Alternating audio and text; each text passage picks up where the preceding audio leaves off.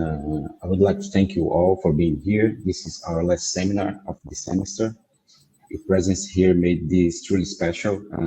We are also very happy and honored to have paid tribute to Professor Cidinha's legacy during this whole semester.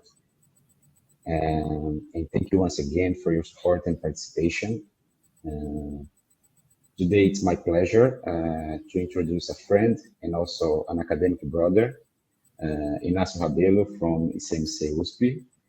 And today, Inácio is talking about bicomplex polar weighted homogeneous polynomials. Thank you very much, Inácio, for accepting our invitation. And it's a pleasure to have you here. And please, when you're ready, you may start. Okay?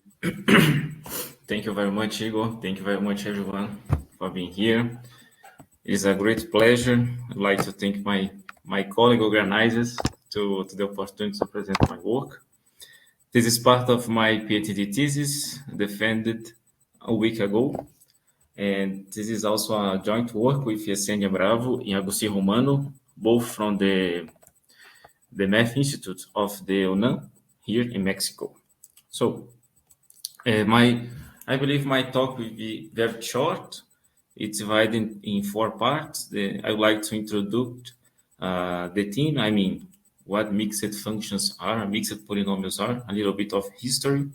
And so I'd like to discuss the basic properties of bicomplex algebra. And so I discuss a little bit about bicomplex holomorphic singularities. And then in the last part, I talk about what would be mixed polynomials in this new setting, this new algebra. The main goal of my work is to study the topology of real singularities in higher dimensions, but these singularities, these are written in bicomplex variables and conjugates. So we shall see what is the bicomplex algebra and the conjugations. Before to continue, I'd like to say a few words about Cidinha. This semester is dedicated to honor her legacy, to honor her work, her contributions to the community.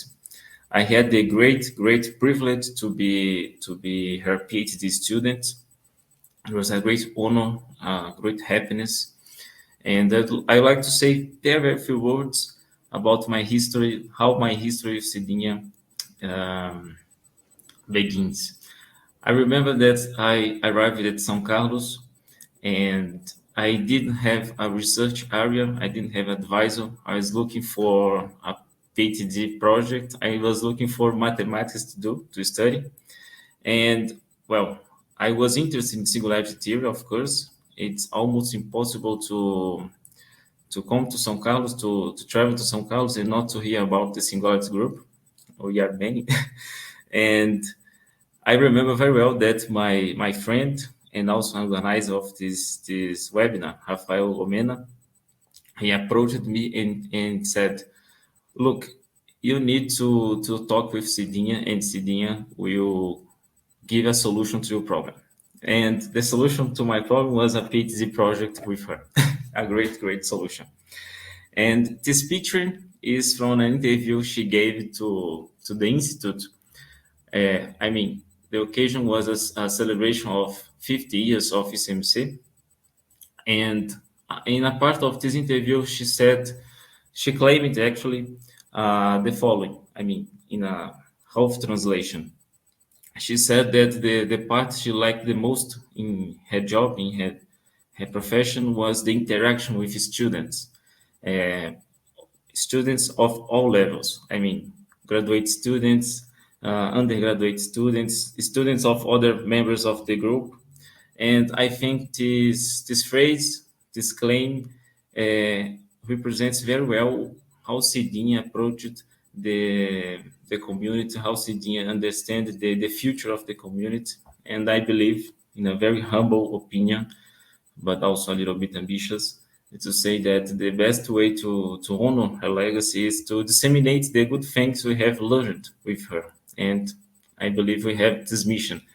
All of us that we shared moments with her, we shared mathematics with her, we need to disseminate the good things we have learned.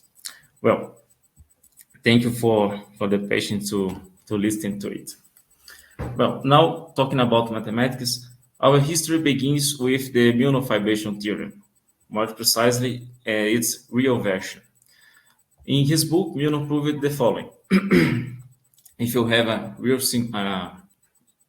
isolated singularity, so you can obtain a tube fibration, okay? This tube fibration can be extended to the sphere, actually to the complement of the link in the sphere. But the problem is that you don't get the projection map has the usual form F over its norm. I mean, it happens in the holomorphic function case when you have a fibration over of the complements of the link in the sphere over the circle. Now we have a fibration on the complements of the link, but with base space being a general sphere. But the problem you don't control the projection map.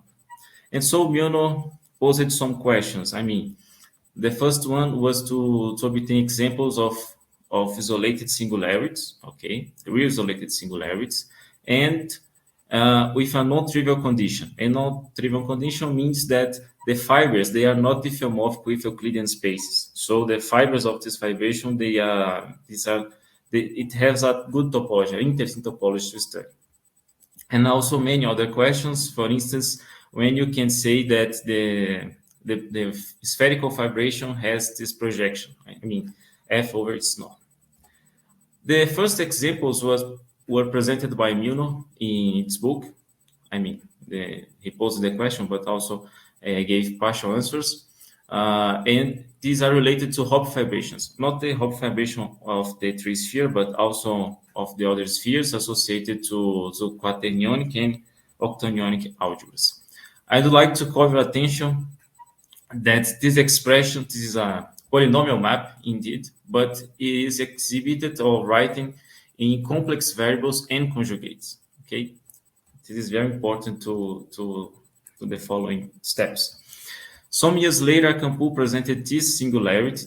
It is also a real singularity because the variables depend. I mean, you have complex variables and also conjugates. So it is a real singularity. And Campoul also proved that in any sense, it is equivalent to holomorphic singularity. More precisely, the link associated to singularity does not satisfy a property shared by all other holomorphic singularities. And many years later, Sedinia, Pep Seade, also my co-advisor, and Verjovsky, they presented several examples of what we call mixed polynomials, because these are real polynomial maps, but again, writing in complex variables and conjugates, these are real isolated singularities, and also it has a fibration on the sphere, a spherical fibration, whose projection map has this usual form F over its norm. I'd like to remark a very important thing is that this construction comes from complex geometry. I mean, more precisely, this one obtains this expression by the Hermitian product of holomorphic polynomial vector fields. And it says a lot about how we deal with mixed functions, with mixed singularities. I mean, these are real singularities, but we apply methods, tools, constructions, the philosophy of the complex geometry. Okay? It comes from the complex geometry, the methods. And a very important and ample class of mixed polynomials that has a fibration on the sphere is a generalization of weighted homogeneous complex and real polynomials. More precisely, just recall that once you have a weighted homogeneous complex polynomial, it is associated to a condition, an invariant condition, by an action of complex, non-zero complex numbers. But once you have this conjugation variable, this conjugated variable, you need to consider two actions. You need to split this action in two orders. The first one is a radial action, okay, with weights. And also you need to consider a polar action with weights, in general distinct weights. Okay, and so you say that's a mixed polynomial. I mean, a polynomial map from Cn to C or R2n to R2, it is polar weighted homogeneous if it is invariant by these two actions simultaneously, okay, at the same time. At the same time, it is invariant. So actually, these polynomials here presented by Sidinia, Sead-Dverjovsk, these are examples of polar weighted homogeneous polynomials. And in this work, we like to generalize this construction, but with in a different setting, with different variables, in a different algebra. Okay, and in a very general way, I'd like to say that a mixed function is a real analytic map from R2n to R2, expressed in complex variables and their conjugates. This name was coined by Professor Oka. I saw that he's among the participants. It's a great honor.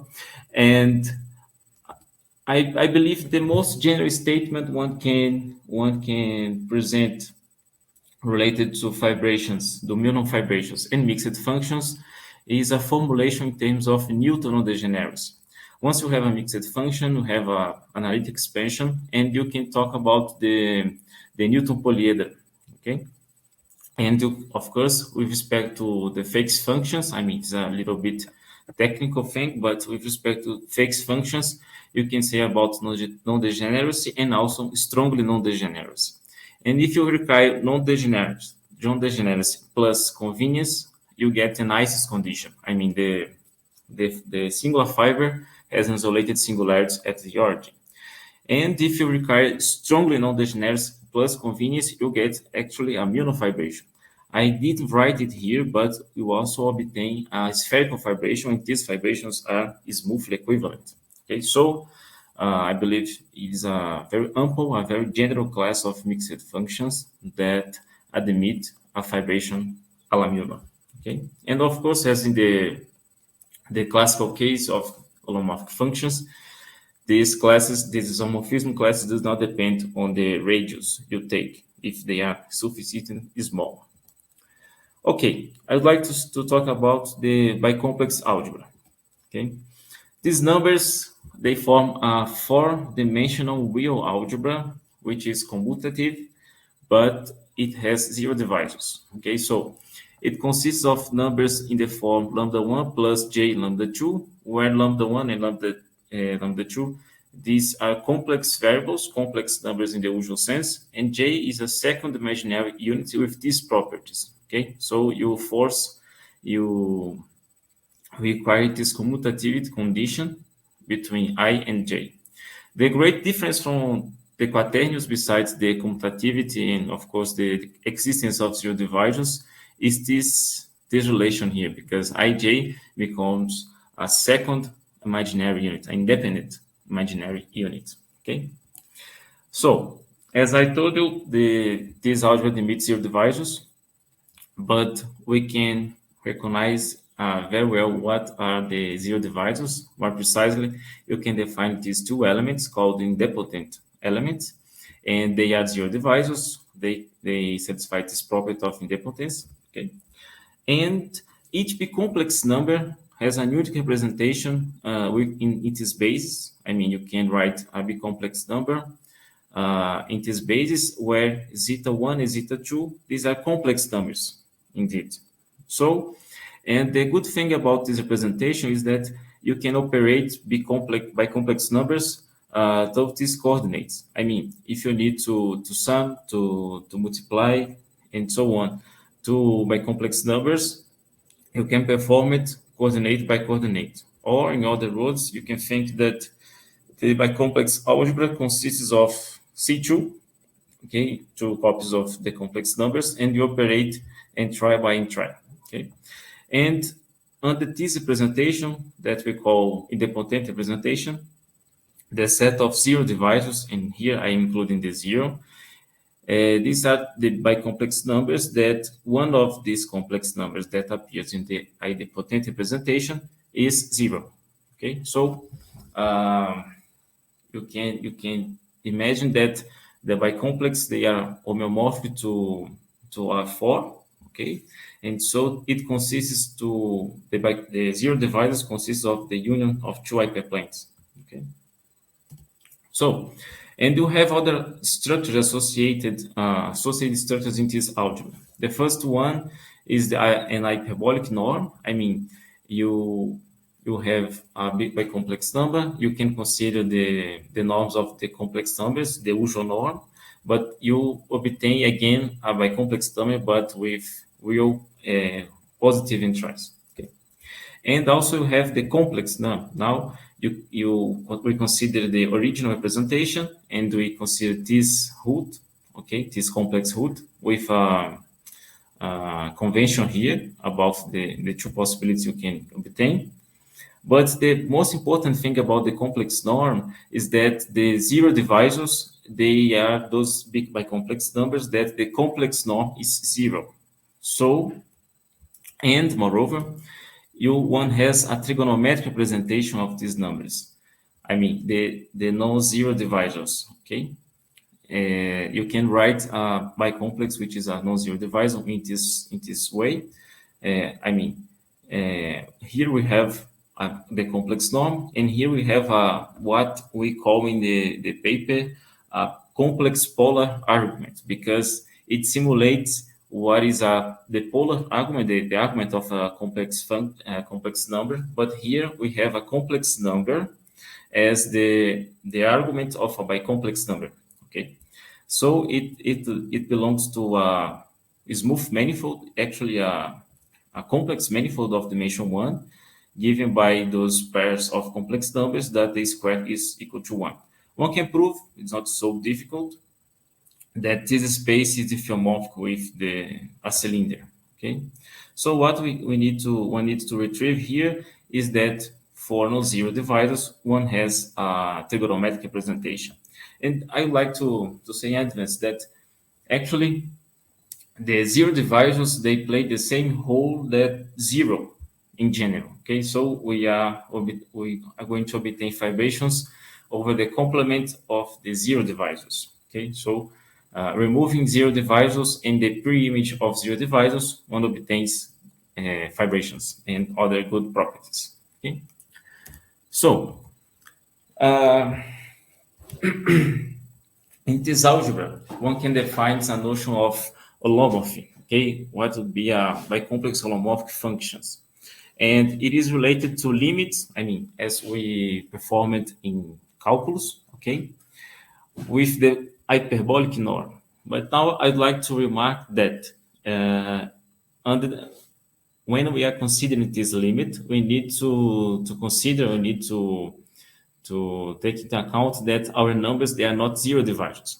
As I told you, the whole of zero divisors is the same that zero in our usual context. Okay, so you can define what is a bicomplex holomorph, the derivative of a function, but it turns out that the things are a little bit trivial, because once you have a bicomplex map, okay, or a bicomplex function, it is bicomplex holomorph in this sense. It is the definition, the analogous definition, if and only if it can be in the idempotent representation, you have two complex holomorphic functions in the usual sense in separate variables. Okay, so the things become very easy to work with, to operate with, because you leave the bicomplex context and you return to the complex holomorphic case, complex holomorphic context, but in a very special way, because you have two complex holomorphic functions into separate variables. And for instance, you can put the bicomplex derivative through the derivative of the associated complex holomorphic functions. And for instance, one has a version of the implicit map theorem and a version of the inverse map theorem. So in a very particular way, one can talk about bicomplex manifolds. I mean, manifolds given by the zero set of bicomplex functions. Okay, so just to exemplify the richness and what we can do in this algebra. Okay, so now actually this part of the work, it came from after we studied the bicomplex mixed polynomials. So it's a bit funny that realize it later, that one can study, one can do one can say a little bit about a holomorphic version, a bicomplex version of minofibration theorem. So now we consider a bicomplex holomorphic function, and as I told you, one can split it into complex holomorphic functions, okay, in separate variables. Now I would like to work or to operate with bicomplex numbers in the idempotent representation. Okay, so we have this norm associated to representation, and also we have a bicomplex sphere. I mean, the bicomplex numbers that in this, according to this representation, one has this norm here. Now, the version of bicomplex minofibration, the bicomplex version of minofibration theorem would be the following. You have now you extract, you consider the complex polar argument. So you fiber over this complex circle I told you, I presented, and that is related to the trigonometric representation. And the total space is a restriction of the regular fibers on the sphere. Okay, so just remark here that I am considering the preimage of non-zero divisors. Okay, this I don't know if you remember the notation, but this very strange S denotes the zero divisors. Okay, so just remember that in the classical case, in the real singularity, real fibrations, and complex fibrations, we are fibering over the complement of zero, of the preimage of zero, and so on. And now we are fibering over the complement of zero divisors. Okay, the proof is very simple actually, because once you have these complex holomorphic functions here, we can apply the results, the previous results in the Miono theory. Okay, so it function. The fibers are transversal to spheres of less dimension. Okay, so since the Cartesian product of these two spheres is a subset of this larger sphere, we can obtain the regularity condition. Okay, we can first of all we can split this map as a composition of a projection over the complex circle with this map. Okay, this restriction. And so since the sphere is compact, it follows from the Edson fibration theorem. I mean, we have the first part is a submersion condition that came from the usual the classical theory, and the second part is to apply Edson fibration theorem. But it turns out that you can apply other things of the Miono theory to obtain some conclusions of this map. The first thing, for instance, is the following. One can talk about a bicomplex link, I mean, the preimage of zero divisors intersected with the sphere. Okay, so just recall that our map F has this representation here. So this this bicomplex link can be represented as the link of a complex holomorphic function given by the product of these two functions, complex functions that appear in the idempotent representation. I mean, because if this function is zero when restricted to a bicomplex number in the sphere, so one of these two functions is zero, and so you are in the bad case. I mean, the image is a zero divisor. Okay, just recall that our zero divisors can be identified in the idempotent representation as those that one of the complex numbers is zero. Okay, so one can say that this bicomplex link is 2n minus 2 connected. I mean, it is a classical result of Miono theory, because we just identify the topology of the bicomplex link with the topology of a holomorphic link. A link coming from complex holomorphic function. And also, a typical fiber of this fibration is described by this expression. I mean, these are the bicomplex numbers that has a certain norm, I mean, a small norm, and the image, it is not a zero divisor. It is a closed neighborhood of the origin in the bicomplex space. I mean, of course, we can identify the bicomplex space with R4 or C2. I mean, these are homeomorphic, but the thing is it happens that the image of this bicomplex number coincides with the complex norm. I mean, it implies that your bicomplex function has a complex image. So we can write these new complex functions, okay? And it turns out that in the points of this fiber, the function A2 is 0, but the function A1 is not 0 because we have this condition that the image is a complex number, but you are not in the condition of the image being a zero divisor. So this function is not 0.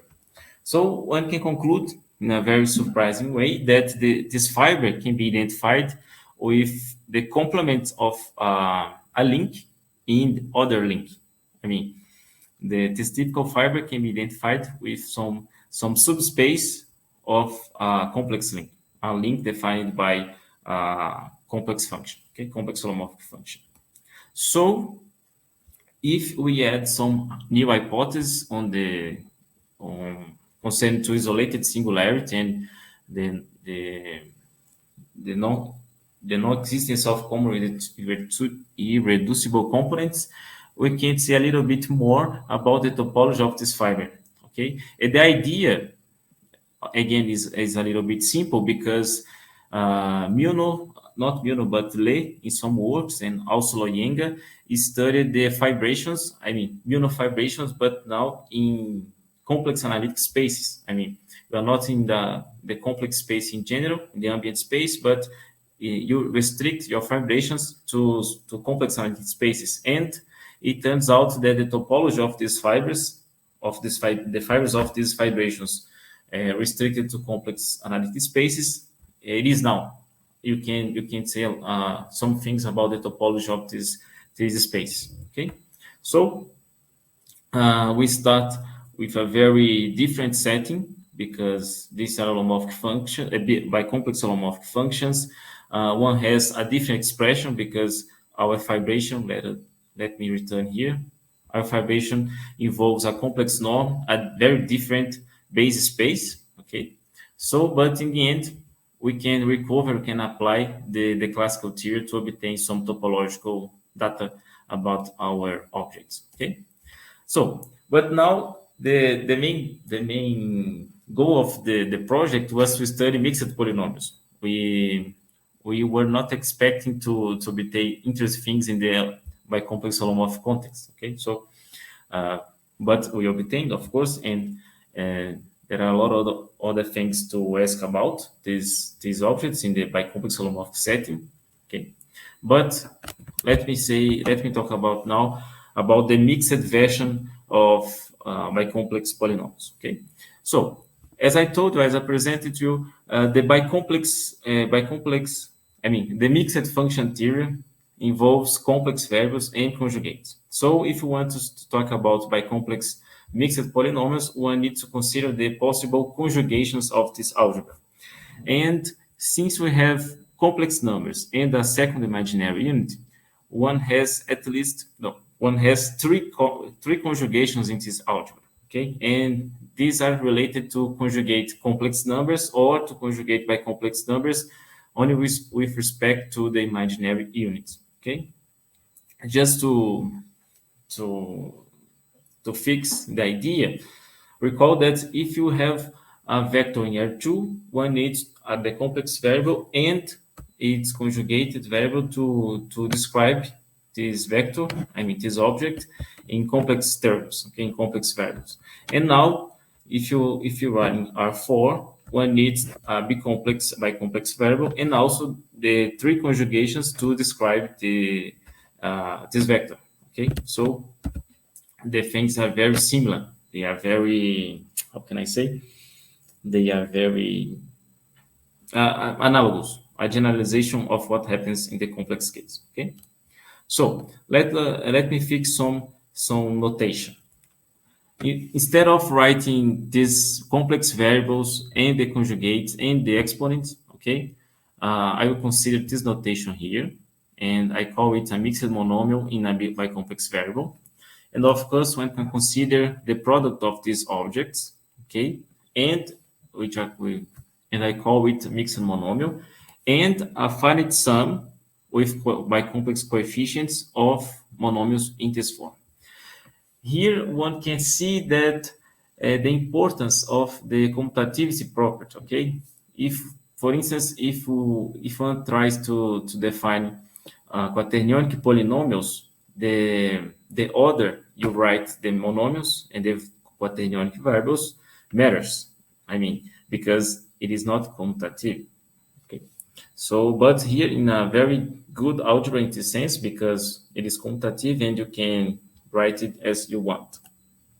So here I just recall the polar weighted homogeneous property. Okay, so you have a mixed polynomial and you have an action of C star, but you split this action in two orders, a radial action and a polar weight action. Okay, and the polar weighted homogeneous polynomials, they are invariant.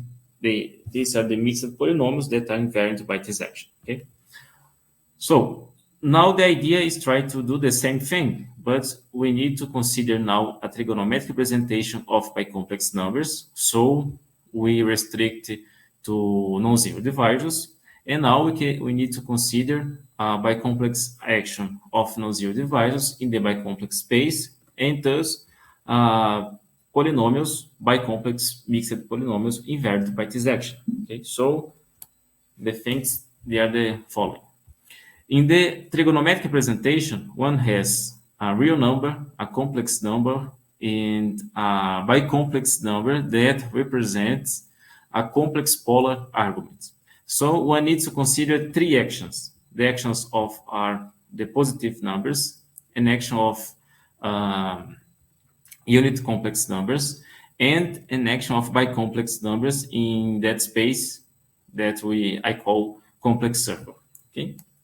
And of course, since we are considering also conjugate variables, one needs to determine, to study, to verify, to analyze in general how this bicomplex number acts on each one of these variables. Okay, and now we can define what is a bicomplex mixed polynomial. I mean, it's a bicomplex mixed polynomial that is invariant by this action, okay?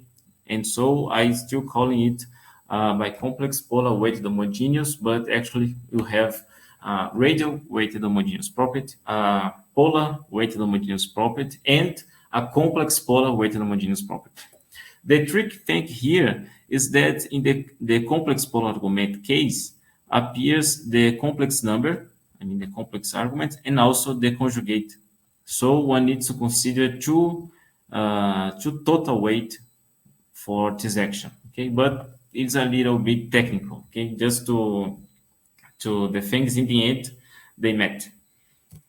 And I would like to remark too that, of course, once you have a mixed bicomplex polynomial, you can split it in the idempotent representation that I'm writing in this way, but just recall that it means F1 DE, this number here, plus F2 E dagger.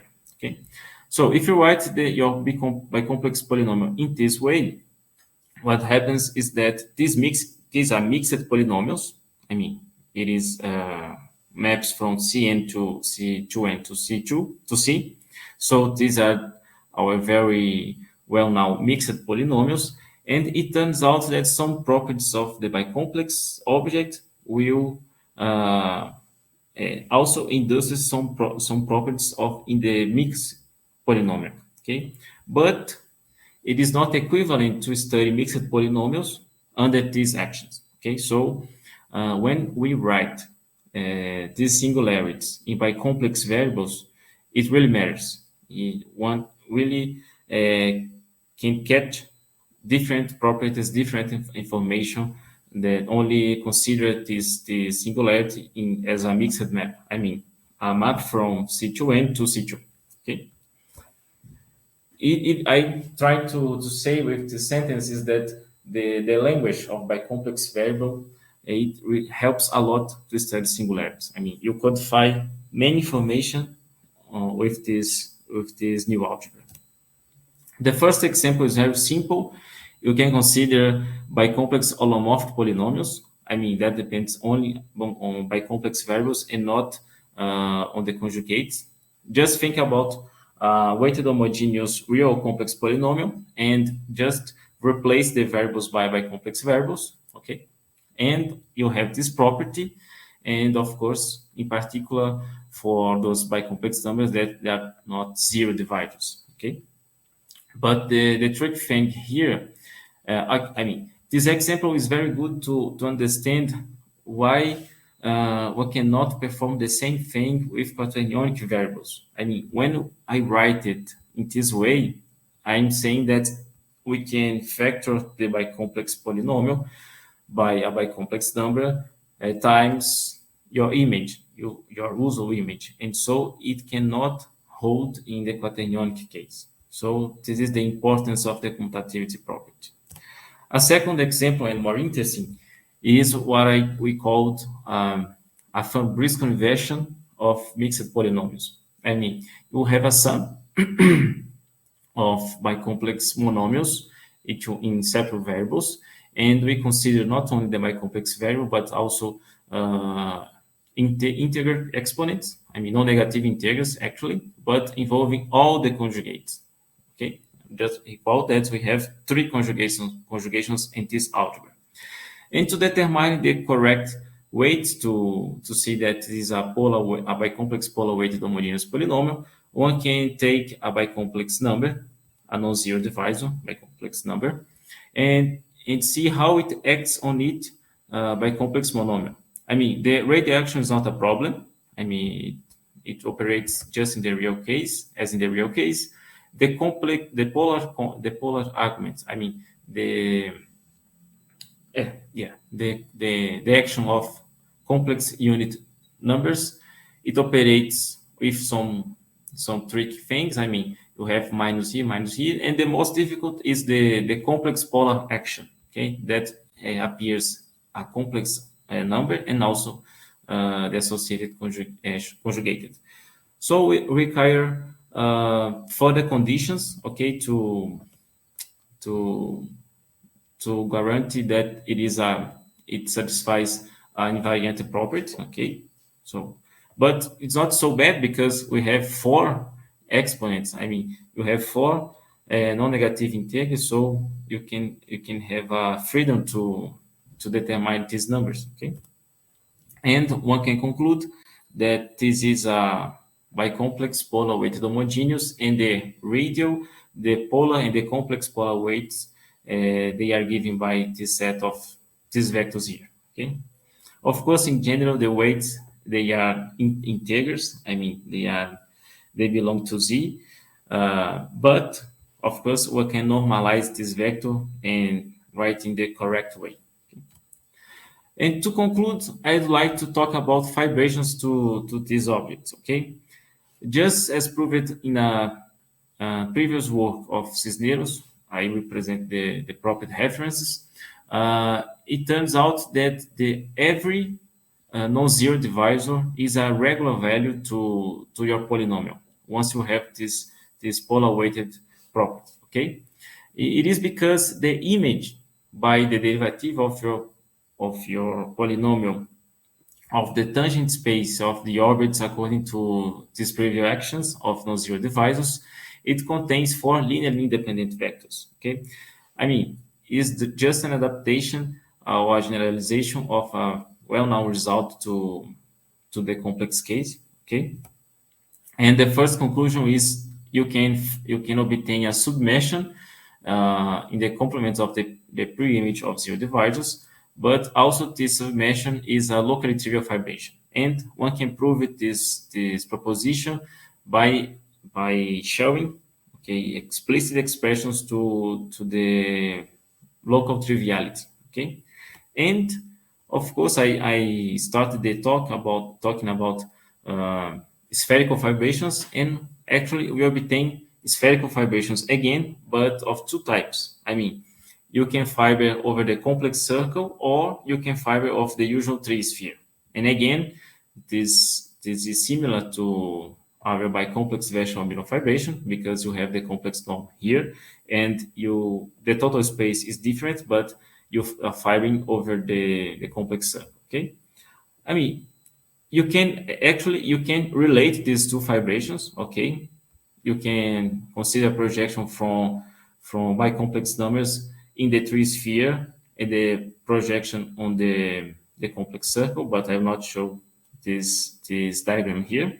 But the important property for these two fibrations is the radial weighted homogeneous property. Okay, and in the first case, we also can exhibit a trivialization map, the correct trivializations maps. And in the second case, we apply some strong theorems, strong properties from fibrations a la Milnor in a very general context. Okay, so to talk about references, the first one, of course, is our article. Okay, and as I told you, it is a joint work with Yesenia Bravo, Agustin Romano, two friends, and also other important reference in the theory of fixed singularities is the paper of Sidinia, Sead, Verjovski. This very interesting paper of Professor Cisneros Molina. One can say that the second part of our work is a great generalization. It's a generalization, not great. Is a generalization or an adaptation of this work. Okay, actually, you also prove a joint theorem for polar weighted homogeneous singularities. Of course, this reference by Professor Oka. I put two references here that deals with this problem posed by Milnor on the existence of fibrations with, the existence of real singularities with good properties. Okay, it was an unsolved problem till few years ago when Professor Raimundo dos Santos, a student of him, I don't remember her first name, Saek, and Tassiana Souza, they concluded this problem in the last case.